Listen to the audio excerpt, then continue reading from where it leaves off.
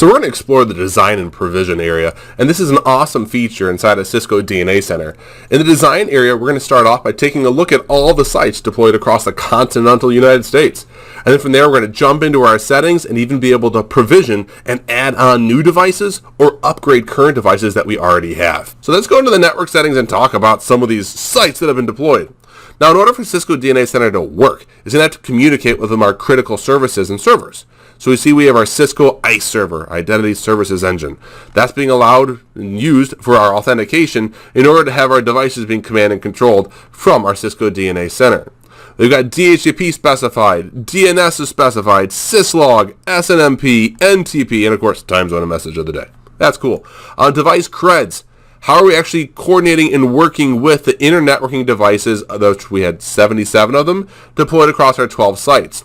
Well, our Cisco DNA Center can utilize Cisco command line, so we've got our creds for username password, probably Cisco, and the enable password referenced as well.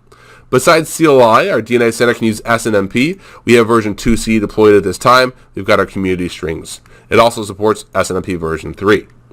It supports HTTPS, but we're not using that this time, so let's just continue onwards. Address pools. Again, this is the power of intent-based networking and rolling out automated deployments. We can list out all the possible addressing pools across our 12 sites, and then we can reference these at any time on our network devices and inside of our site configuration. This is awesome.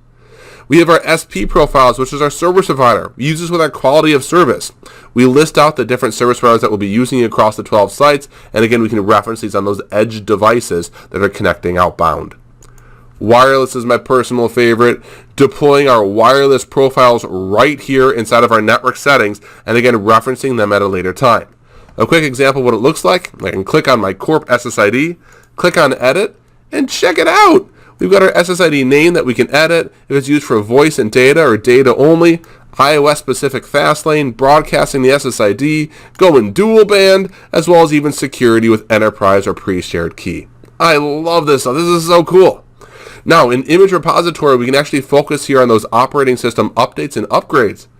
Look at it. We can list out those device families. We can even go in here and click on update devices and say, you know what, forget design, move onwards, provision.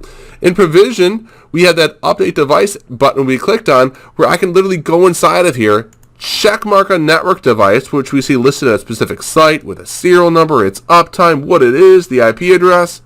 I can go to actions and I can update the operating system image right here with the click of a mouse.